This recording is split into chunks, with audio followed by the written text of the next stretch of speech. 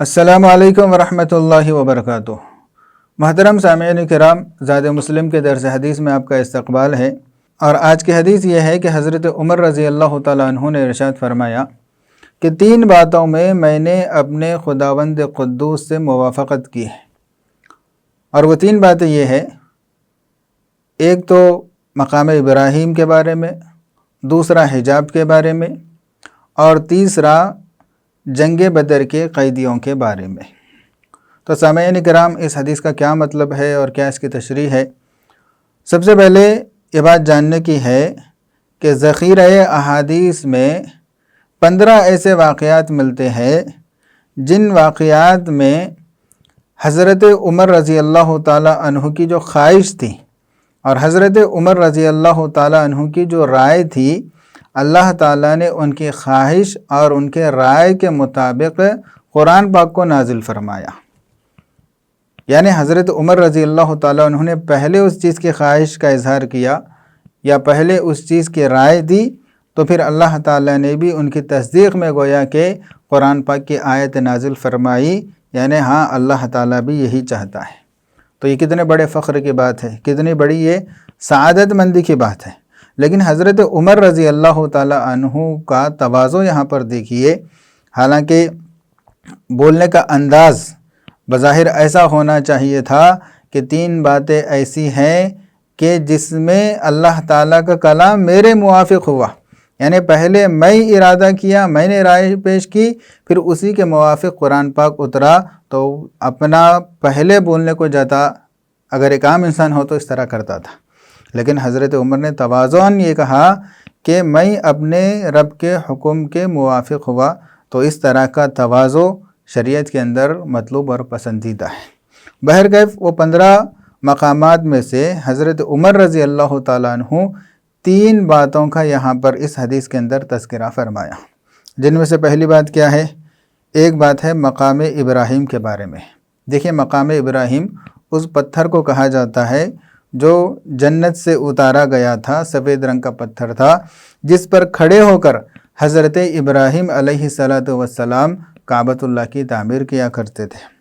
اور ان کے اس دنیا سے گزر جانے کے بعد ان کے زمانے سے لے کر نبی کریم صلی اللہ علیہ وسلم کے زمانے تک وہ پتھر کعبۃ اللہ کے قریب ہی میں کھلا رکھا ہوا تھا، لیکن نبی کریم صلی اللہ علیہ وسلم کے زمانے کے بعد اس کو تعمیر کے اندر لے لیا گیا، گویا کہ اس کو پیاک کر دیا گیا، لیکن دیکھنے کے لیے وہاں پر آئینہ وغیرہ ہوتا ہے جس کے اندر سے لوگ دیکھتے ہیں مقام ابراہیم کو، اس پتھر کو۔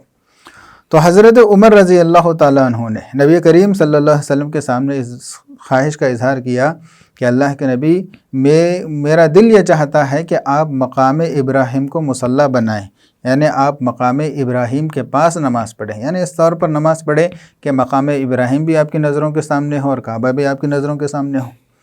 تو اللہ تعالیٰ نے حضرت عمر رضی اللہ تعالیٰ عنہ کی اس خواہش کے عین مطابق قرآن پاک کے اندر آیت نازل فرمائی کہ وَاتَّخِذُوا مِن مَقَامِ إِبْرَاهِيمَ مُصَلًّى، کہ اے لوگو، تم مقام ابراہیم کو نماز پڑھنے کی جگہ بناؤ، یعنی طواف کے بعد جو 2 رکعت نماز پڑھی جاتی ہے، وہ 2 رکعت نماز مقام ابراہیم کے پاس پڑھو۔ لیکن سارے فقہا کا اس بات پر اتفاق ہے کہ یہ جو حکم ہے یہ استحبابی حکم ہے، یعنی لازم اور ضروری نہیں ہے کہ مقام ابراہیم کے پاس ہی پڑھا جائے۔ اگر موقع ہے اور بھیڑ نہیں ہے، آسانی سے پڑھ سکتے ہیں تو پڑھنا چاہیے، یہ ایک مستحب عمل ہے، بہت ثواب کی چیز ہے۔ لیکن اگر ممکن نہیں ہے، کسی وجہ سے تکلیف مشقت کا اندیشہ ہے، تو پھر سارے مسجد حرام میں کہیں بھی اس کو پڑھ سکتے ہیں۔ بہرکیف حضرت عمر رضی اللہ تعالیٰ عنہ کی جو خواہش تھی، اسی کے مطابق اللہ تعالیٰ نے یہاں پر حکم نازل فرمایا۔ اور دوسرا حجاب کا مسئلہ کیا ہے؟ یعنی جب تک کہ حجاب کا حکم اللہ تعالیٰ نے نازل نہیں فرمایا تھا،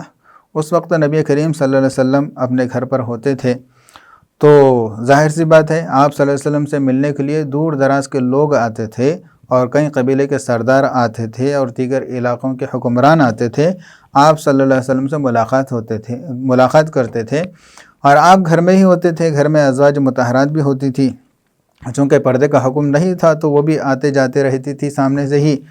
تو حضرت عمر رضی اللہ تعالیٰ عنہ نے یہ خواہش کا اظہار کیا کہ اللہ کے نبی صلی اللہ علیہ وسلم آپ صرف اپنی ازواج کو، اپنی بیویوں کو یہ حکم کرے، یہ تاکید کرے تو بہتر ہوگا کہ وہ جو ہے نا پردہ کیا کرے،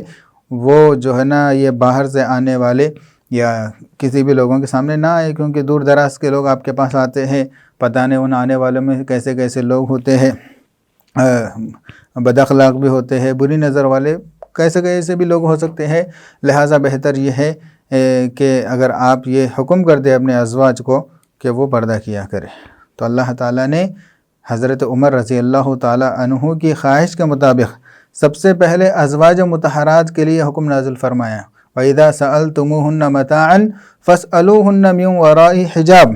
یعنی سارے ایمان والوں کو حکم دیا گیا کہ جب دیکھو ان ازواج مطہرات سے کوئی ضرورت پیش آ گئی، کچھ پوچھنے کی نوبت آ گئی، تو فرمایا کہ حجاب میں رہ کر، پردے میں رہ کر ان سے سوال کرو، ان سے مانگو۔ تو گویا کہ حکم دیا گیا کہ ازواج مطہرات پردہ کیا کرے، بعد میں چل کر سارے ہی مسلمان خواتین کو پردے کا حکم دیا گیا۔ بہرکیف حضرت عمر رضی اللہ تعالیٰ عنہ کے خواہش کے مطابق اللہ تعالیٰ نے سب سے پہلے ازواج مطہرات کو پردہ کرنے کا حکم دیا۔ اور تیسری چیز فرمایا جنگ بدر کے قیدیوں کے بارے میں۔ جنگ بدر میں جب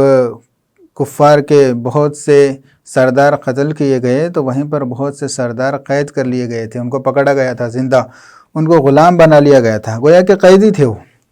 تو اب ان قیدیوں کے ساتھ کیا کرنا چاہیے؟ تو حضرت عمر رضی اللہ تعالیٰ عنہ کی یہ رائے تھی کہ ان کو قتل کر دینا چاہیے، ان کو بالکل قتل کر دینا چاہیے، کسی طرح کا تاوان وغیرہ مال لے کر ان کو بالکل بھی رہا نہیں کرنا چاہیے، کیونکہ یہ جو قیدی ہے،